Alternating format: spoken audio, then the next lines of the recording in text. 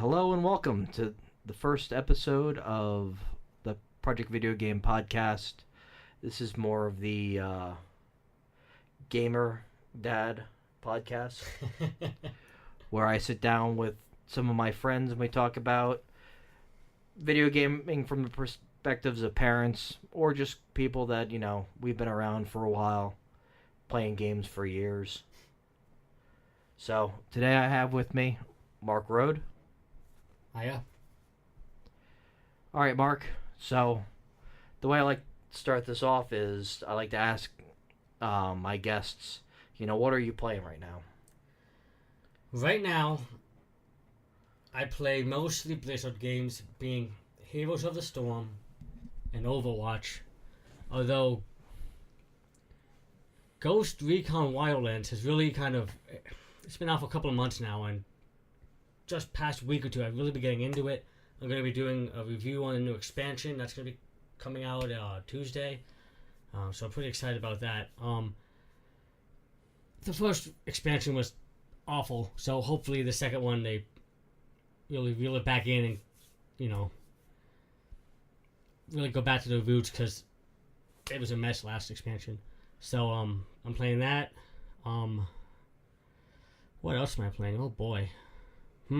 So, one of the things that I've been hearing about Ghost Recon Wildlands is that it is a lot of go to the objective. It is. The shooting mechanics and, the gunplay and the firefights and even the stealth, all that mechanics, all that works great. There's certain spots, some of the missions get a little repetitive, but you can only do so many things, I guess. But, and the vehicles is my biggest problem.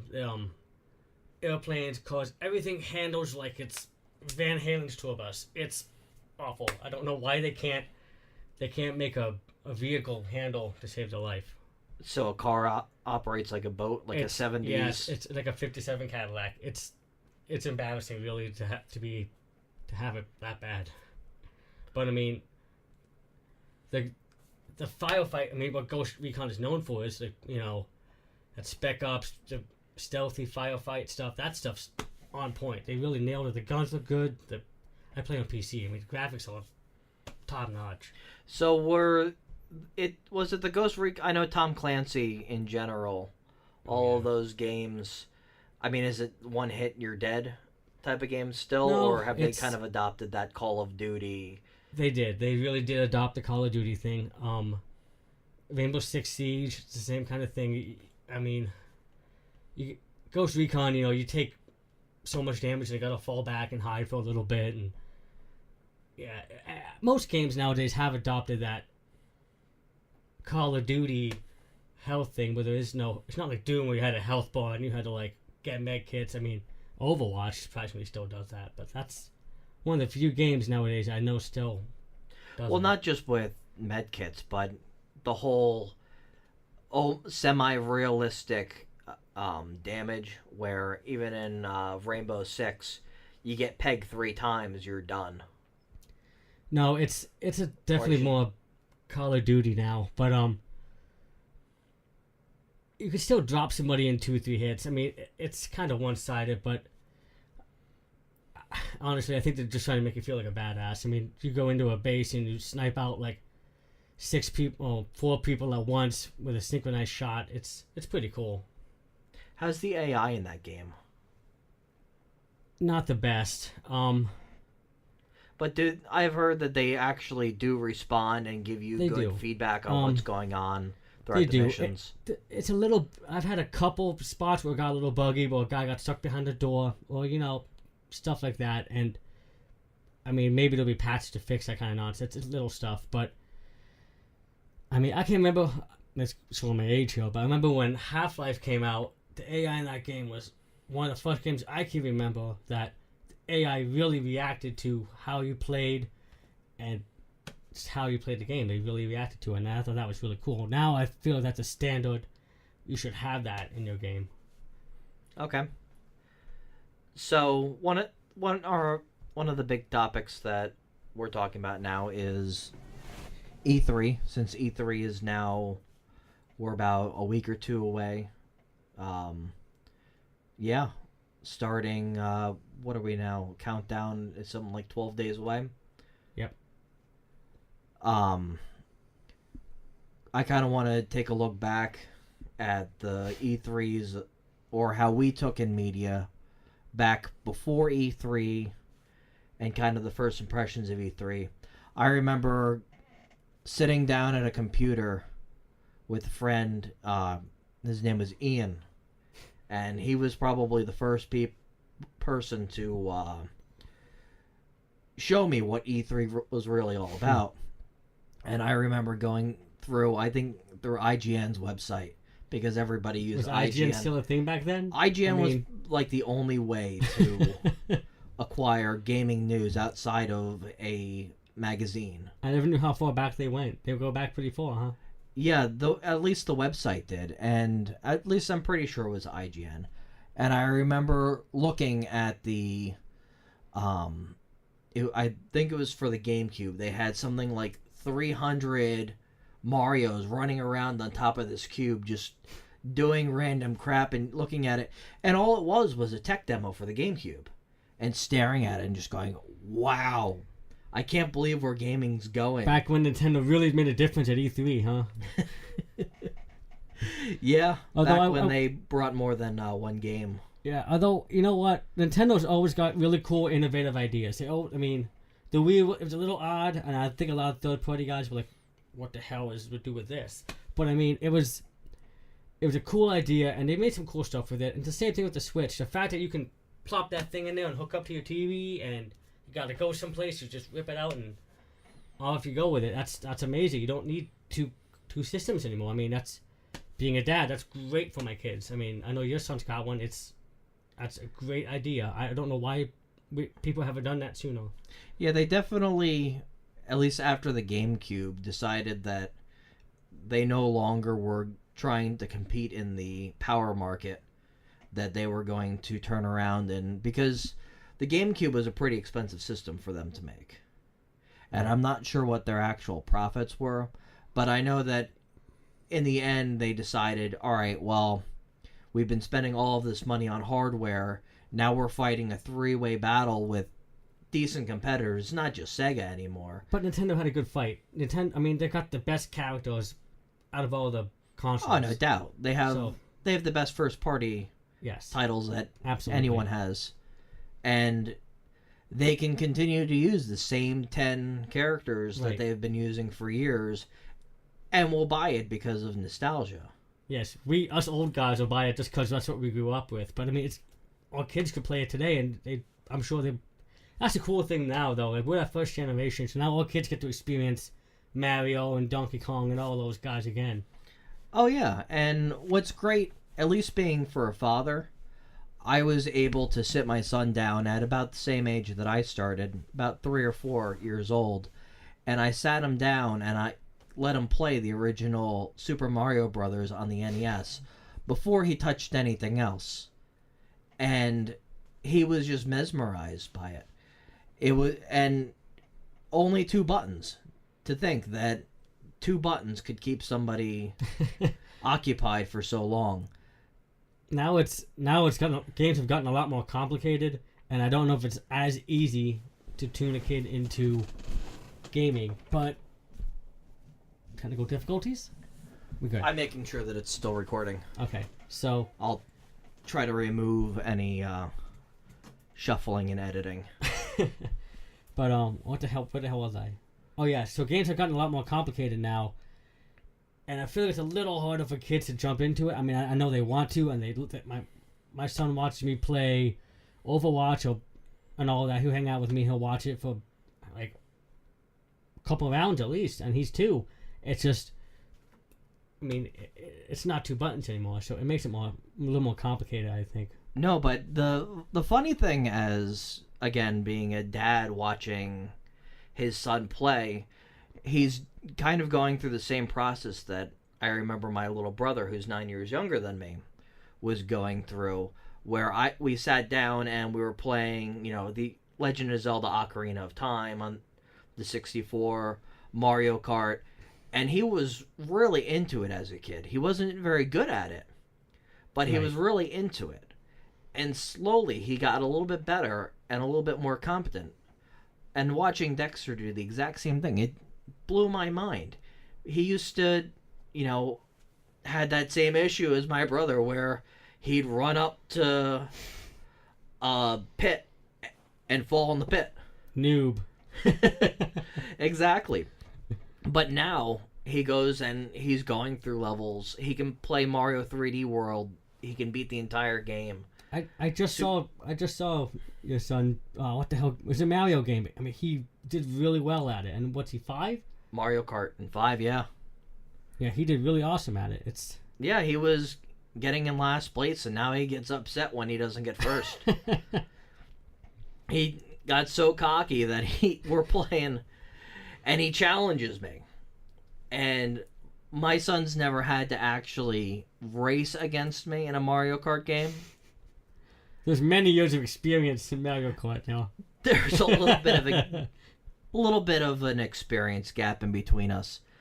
And it was one of those moments where my son, all cocky, thinking he's the greatest thing because he's getting first place left and right.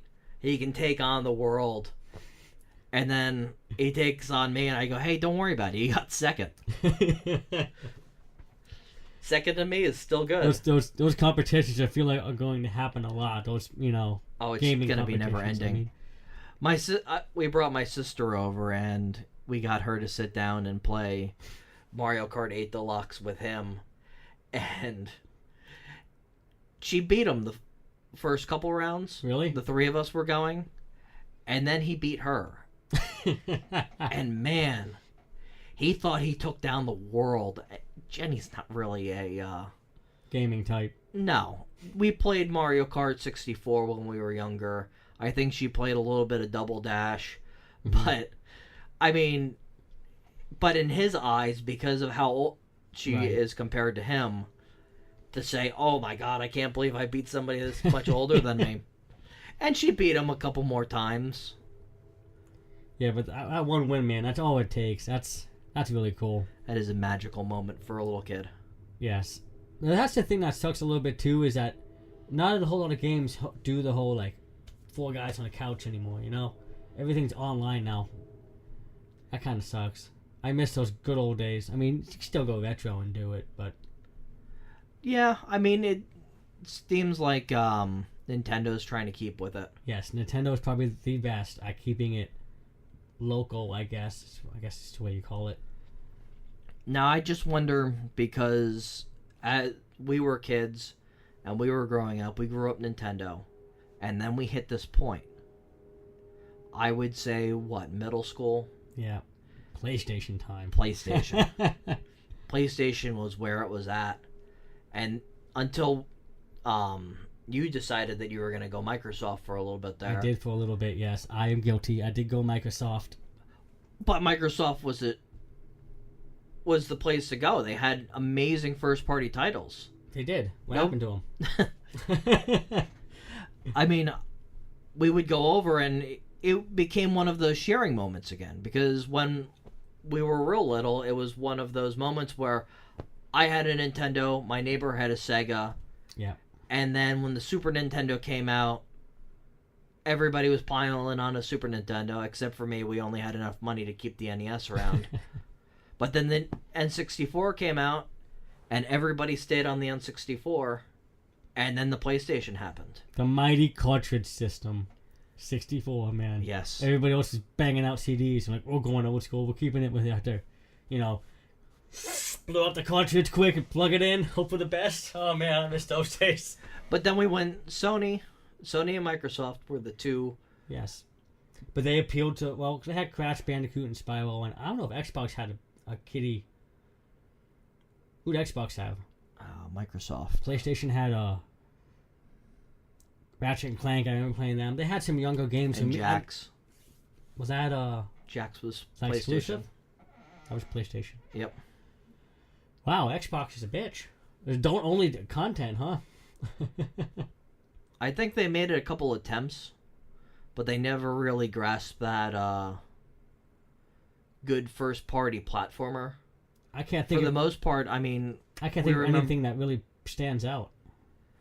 but when Halo first came out, that was the place to be. We didn't think that there was ever going to be anything better. Halo was huge. Halo was one of the it was the biggest FPS at that time. When that thing hit, people went crazy. And we had other good FPSs. We had GoldenEye and Perfect Dark and all that, but Half-Life. I will always go back to Half-Life. But It's not coming back. one day. But yeah, Halo really knocked it out, and then that was the problem. Then they knocked it out, and then they kept rehashing it. It's like Call of Duty. How many Call of Duties can you play until you want to just say to hell with Call of Duty? Apparently 3. Because I remember us standing in line at the local mall at midnight waiting at Electronics Boutique for Yes, Half-Life 2 and then Half-Life 3. It wasn't Half-Life 2. Yeah, Not Half-Life, sorry. Halo. Halo. Halo 2 and then Halo 3. Yes, and yeah, it wasn't even GameStop yet. It was Electronic Boutique. Wow. Or no. Were they Was it EB Games? EB Games. I think that's what it Same was. thing, but Yeah, I remember that. Yep. But yeah, Halo, I mean, it was a lot of fun. And then Call of Duty, I remember Halo 2 and Call of Duty the Modern Warfare came out. 1 or 2? One of them came out at the same time. And then I lost Halo and went to Call of Duty for a while. I want to say it was 2. It was Halo 2, but I don't remember which No, Call of not Duty it Halo was. 2. Oh, Modern Warfare I 2. think it was Halo. It was coming out around Halo 3. I can't remember, but I remember Modern Warfare 2. I lost many hours of my life to that game, and that's still my favorite one. And then Then you introduced me to Battlefield, Battlefield took over. Yes, that's what happened now. Battlefield which 3 is or another 4. unfortunate. Battlefield 1's good. I do like Battlefield 1, but I like the Modern Warfare games more. I think that's why I like Ghost Recon or Rainbow Six Siege. Like Tom Clancy games are like modern. Right, know. but what was that, Battlefield 3? With the just massive maps and...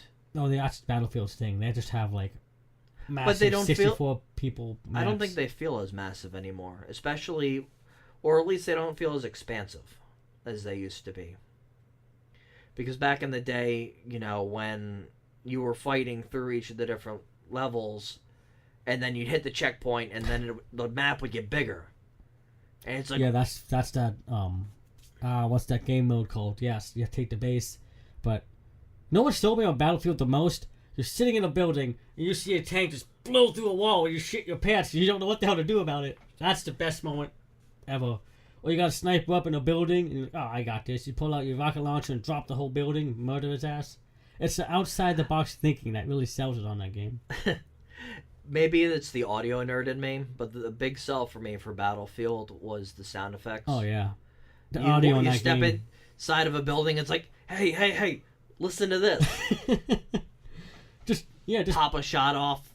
It's Yeah. like, it's echoing. yeah, just pulling your gun out sounded cool. That audio in that game is top notch. I mean, I still think it's got some of the best audio in a game. I mean, it's really good.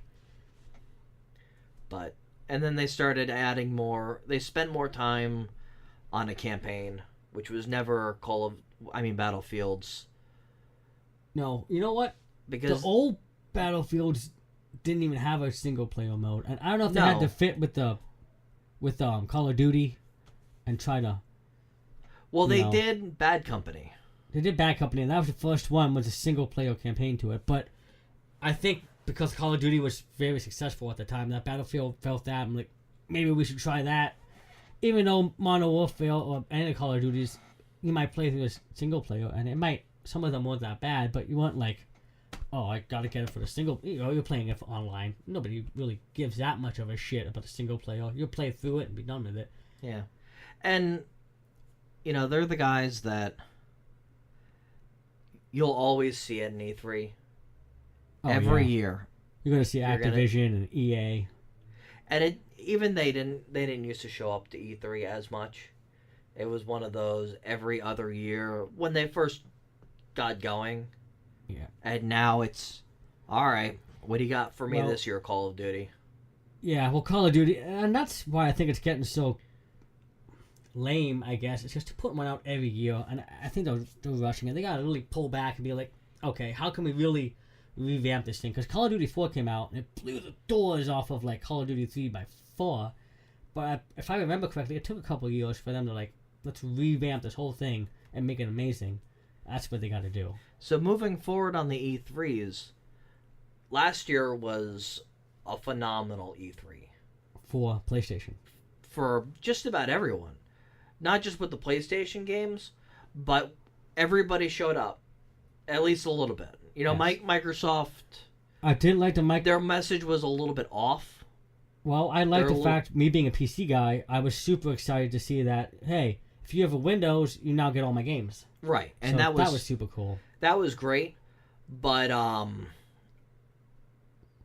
you know, everybody showed up, and now games like Call of Duty and Battlefield, where there were years where, you know, we had a lull in good games. So far, 2016 moving into 2017, and the way 2017 looks through the end of the year, Well, they're going to have to do much. They're going to have a much harder time competing against some of these AAA games that are coming out. who is? Call of Duty Call and of Duty? Battlefield. Oh, yeah, because, I mean, right now, it's on my list of games, off the top of my head, I got, and I don't know if it really is, God of War, which I don't know if that's a 2017 release or what. I really don't know We'll what have to date for find that. out this year. Yes, I'm waiting for an that's going to be at E3. That's a guarantee. Red Dead Redemption 2, it's going to be somewhere at E3. Rockstar's going to pull that out of their butt and show us some kind of gameplay footage, I would expect. Well, they did put that back to 2018. They did, but I Order still to would expect to release. see a trailer or a little bit of gameplay, something. So far, I've got screenshots, and that's it. I think they're going to save him something for E3 with that.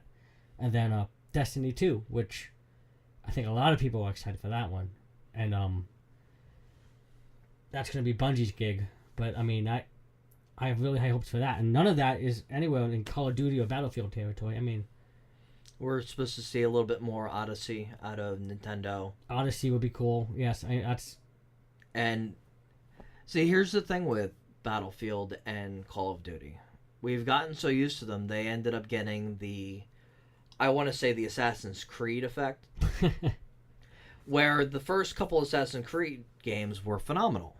Right, because it was a super new, cool concept. Right, and Ubisoft really put their hearts into them and gave them the time they needed to mature and get everything done right and make it feel like a decent game.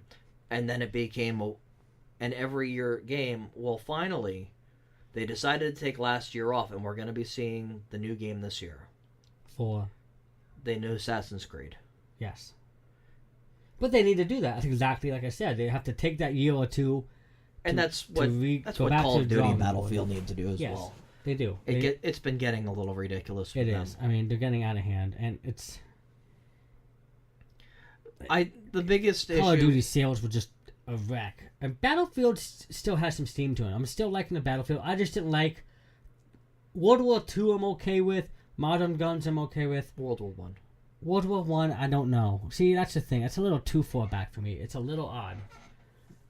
I don't know Isn't that why. what Battlefield That's 1 what is? Battlefield One is. World War One, and I haven't played it as much. And I don't know if it's because there's other games that have me occupied. But Overwatch has me pretty occupied right now as far as FPS goes. Well, it had the problem of coming out. I personally went to Battlefield over Call of Duty, but it came out at the same time as Titanfall.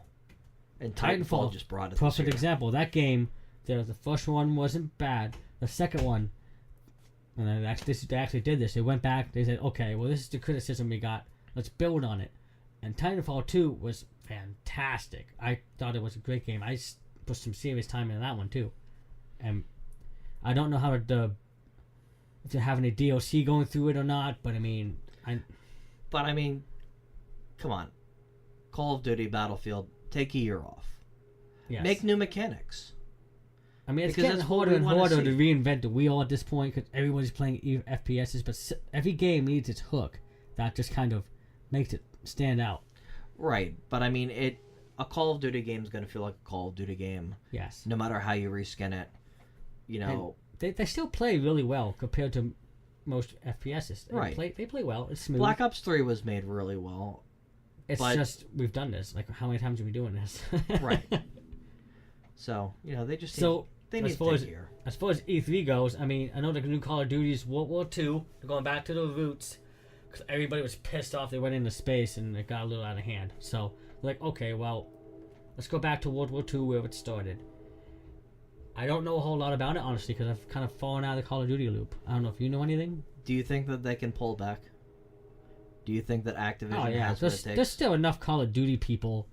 But with No, Battle- I mean, can they rein it back, or do you think that all of a sudden this is going to become World War II with move gear and super sliding and wall running And see, that's what got out of hand for me. When they started flying and running off walls, I'm like, whoa. Now, Titanfall would do that, but for some reason, it upsets me less. I don't know why. Maybe because Call of Duty, my mindset. What's up? But maybe because Call of Duty, my mindset says, no, what the hell? Why are you flying? This isn't Call of Duty. Titanfall, I'm a little more accepting of it, but they got to go back to their roots. I think they've gotten really out of hand with it. As far as a Call of Duty game, you expect a certain thing to happen in Call of Duty, and they just started doing all kinds of. I think they're trying to find some ideas, and they're getting hasty and messy with them. I don't know. It's just, why do you have jetpacks in Call of Duty? It's Call of Duty. I don't know. So before we start wrapping up, I want to do a quick hype check. Not Fallout, Far Cry. Far Cry 5? Yes. Yes. Doomsday, all the way. Pretty excited about it. I don't know much about it. I've seen that trailer, and, I mean, it's up in Montana in the mountains. I mean, it's different. I think the last one, what the hell, was that, Was it in the was jungle? that the prehistoric one?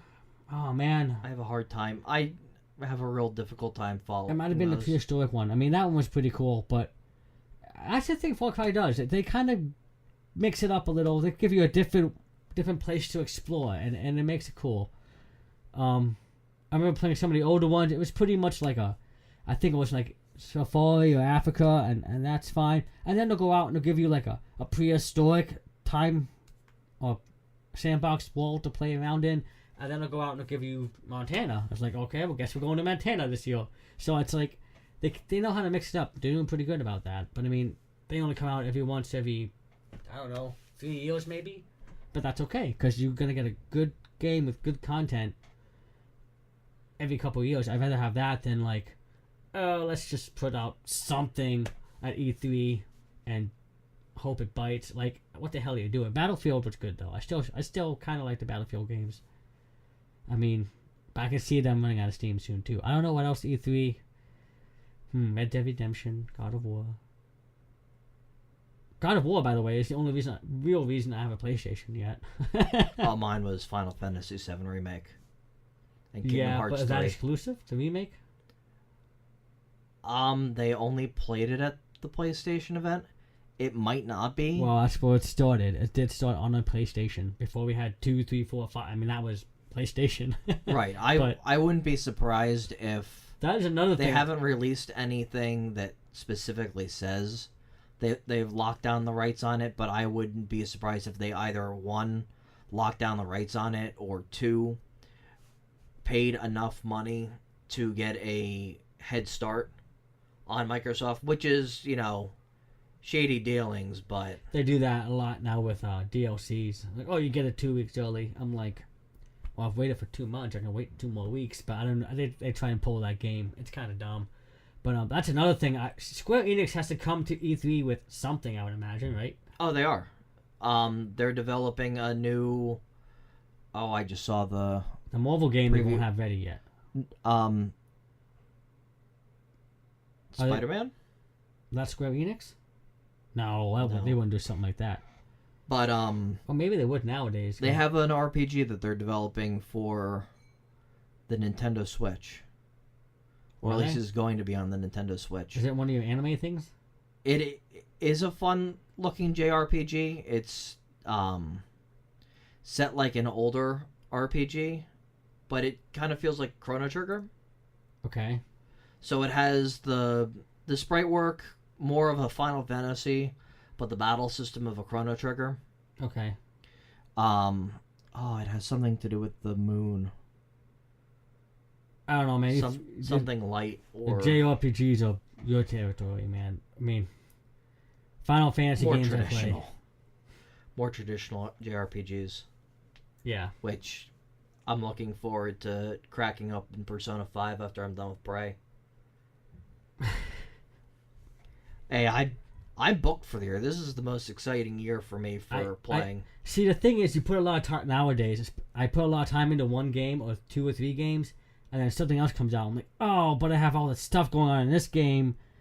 I can't juggle 6 games now. I have a family. It sucks. Yeah, it's definitely difficult trying to play 6 games at once, but I mean that's what my Switch is for. I mean, if that's the toughest thing you have in your life, is, oh, damn, I can't play all 5 of my games at one time. I only have one face. Life's tough. But, I mean, I am excited to see what Nintendo brings because the Switch has me very intrigued. I'm on the verge of getting one. I want to see what E3 does. That'll make my decision. I mean, I know Odyssey's coming out. Mario Kart's out. Nintendo kind of has their thing now where they're going to do a Treehouse event. They'll bring 1 or 2 games to be played on the floor. Most likely Odyssey if they decide to bring another game. Probably actually I wouldn't be surprised if they didn't bring Splatoon 2 to be played. Well, that comes out soon, right?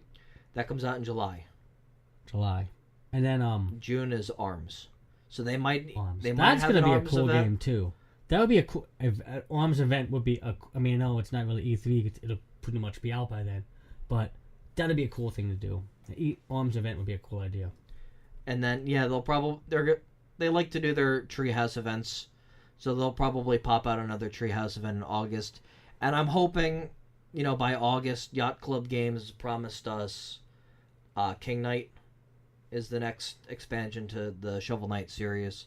Hoping to see a little bit of that there.